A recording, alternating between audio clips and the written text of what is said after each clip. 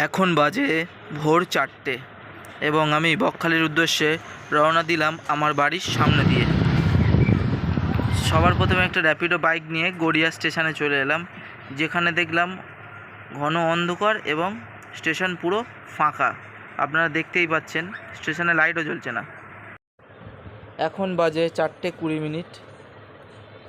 So Garia station থেকে আপনারা কিভাবে বকখালিতে যাবেন পুরোপুরি ডিটেলস এই ভিডিওর মধ্যে থাকছে, এবং আপনারা কারা কারা গড়িয়া থেকে অবশ্যই কমেন্ট করবেন।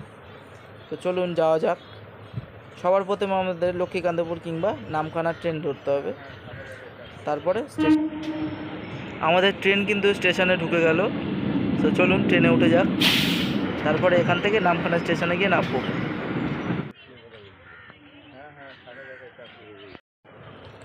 ট্রেন দেখুন পুরোপুরি ফাঁকা, এবং সোনারপুরের কিছুটা আগে দাঁড়িয়ে রয়েছে বেশ কিছুক্ষণ। আর ট্রেন দেখুন পুরোপুরি ফাঁকা, কোনো রকম গ্যাদারিং বা ভিড় নেই।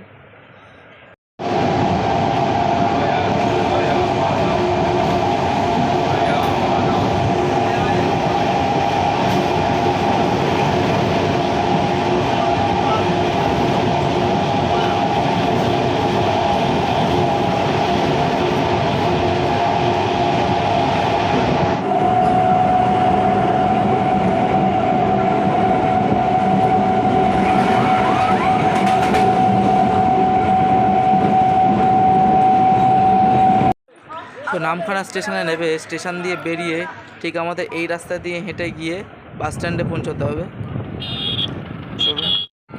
বাস না পাওয়ার জন্য আমি গেছিলাম টোটোতে, যেখানে ভাড়া নিয়েছিল 60 টাকা প্রতিজন। তো এখান থেকে চারিদিকে সবুজ গাছপালা দেখতে দেখতে আমি পৌঁছে গেছিলাম বকখালিতে। রুমে কিন্তু চেকিং করা হয়ে গেছে, অ্যান্ড এবারে ব্রেকফাস্ট করব। অনেকটা লেট হয়ে গেছে, আর এখানে একটা সবথেকে বড় সমস্যা দেখতে পাচ্ছি যে সিঙ্গেল পার্সন আসলে প্রচণ্ড অসুবিধা হচ্ছে, কারণ এখান থেকে থানা থেকে পারমিশন নিলে তারপরে সিঙ্গেল পার্সনকে কোনো হোটেল তার রুম প্রোভাইড করছে। তো আমি গেলাম থানাতে গিয়ে রুম নেওয়ার জন্য পারমিশন করালাম, দেন তারপরে রুম পেলাম। বাট একটা জিনিস এখানে দেখলাম যে থানা থেকে কি হচ্ছে ভগবান জানে, বাট এখানে থানা থেকে দেখছি একটা মোবাইল নাম্বার দিলে ওই হোটেলে আপনাকে স্টে করতে হবে। তো ফাইনালি যা হোক, আমি গিয়েছি ঘুরতে, এত কিছু ডিটেলসে জানার কোনো প্রয়োজন নেই আমার। চলুন এবারে গিয়ে ব্রেকফাস্ট করি, তারপরে সমুদ্রের দিকে যাবো, একটু আপনাদেরকে সম্পূর্ণ সব কিছু ভিউ দেখাবো। যদি ভিডিওটা ভালো লাগে তাহলে লাইক কমেন্ট শেয়ার করবেন। তারপরে বিচের পাশে চলে এলাম ডাব খেতে। সো আমাদের ডাব খাওয়া পুরোপুরি কমপ্লিট হলো বিচের পাশে। তারপরে একটু এগিয়ে আস্তে আস্তে সমুদ্রের দিকে এগিয়ে গেলাম। দেখলাম বিচ থেকে সমুদ্র ডিস্টেন্স অনেকটা দূরে। তো সমুদ্রে যেতে গেলে এখান থেকে প্রায় 500 মিটার ওই দূরে দেখা যাচ্ছে সমুদ্রটা অনেকটাই দূরে, বাট ঠিক আছে, সস্তায় কলকাতার সব থেকে কাছাকাছি বিচ এটা। যাচ্ছি বাস ধরতে। বাসে এখান থেকে ভাড়া আই থিঙ্ক 30 টাকার মতো হবে। তো এখান থেকে সোজা গিয়ে দেন রাইট বাস স্ট্যান্ড পেয়ে যাবো, কোনো অসুবিধা নেই। আমি একটু আগেই বেরিয়েছি, 5:30টায় বাস আছে এবং ট্রেন আছে 6:30। তো চলুন যাওয়া যাক।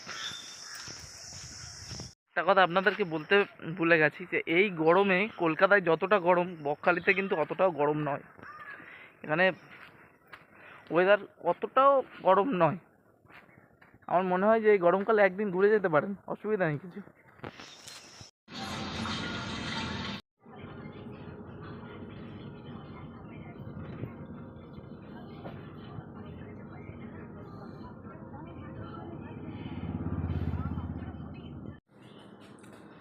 গুড ইভিনিং গাইস, এখন বাজে বিকাল 4:15।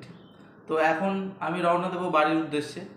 তো একদিনে যদি আপনাদের কোনো একদিনের ছুটি থাকে বা কিছু থাকে, তাহলে বকখালি আপনাদের জন্য অবশ্যই ভালো, এবং সমুদ্রের মজা নেওয়ার জন্য। তো বকখালিতে সব কিছুই ভালো, কিন্তু অতটা ক্লাউড হয় না। যদি আপনারা অনেকটা ক্লাউড চান, তো তাহলে আপনাদেরকে অন্য কোনো জায়গা চুজ করতে হবে। যদি নিলিবিলি একটা শান্ত পরিবেশ চান, একটা দিন ছুটি কাটাবেন, তাহলে বকখালি কিন্তু আপনাদের জন্য পারফেক্ট হবে। এখানে অতটাও বেশি এক্সপেন্সিভ নয়, খাবার দাবারও খুব একটা যে বেশি দাম এরকম কিচ্ছু নয়। ঠিক আছে, আপনারা দেখে শুনে হোটেলে ঢুকবেন, অসুবিধা নেই। এখানে আমার এই এসি রুমটা নিয়েছিল 600 টাকা। আমার মনে হয় না যে খুব একটা বেশি হবে। তো আমি চেক ইন করেছিলাম সকালে, বাট আমি বিকালবেলা বেরিয়ে যাচ্ছি। একদিন এখানে থাকার মতো সেরকম অতটাও ভালো খুব একটা জায়গা নেই। তাও আপনারা বিকালবেলা যদি এখানে স্টে করেন হোটেলে, তাহলে বিকালবেলা আপনি ফ্রেজারগঞ্জ, হেনরিল্যান্ড এসব টুকটাক সাইট সিন ছোটোখাটো আছে, তো ওখানে দেখতে পারবেন। আশা করি আপনাদের ভালো লাগবে। আমি যেহেতু অনেকবার এসেছি, তো আমার কাছে নতুন কিছু বলতে আর নেই। তো এই ছিল আজকে ভিডিও। যদি ভিডিওটা ভালো লাগে তাহলে লাইক দিয়ে মোটিভেট করবেন এবং অবশ্যই কমেন্ট করবেন যদি আমি কোনো কিছু ভুল করি বা কোনো কিছু সমস্যা করি। সো ততক্ষণের জন্য ভালো থাকবেন, সুস্থ থাকবেন এবং চ্যানেলটাকে সাবস্ক্রাইব করতে ভুলবেন না। বাই, দেখা হচ্ছে পরবর্তী।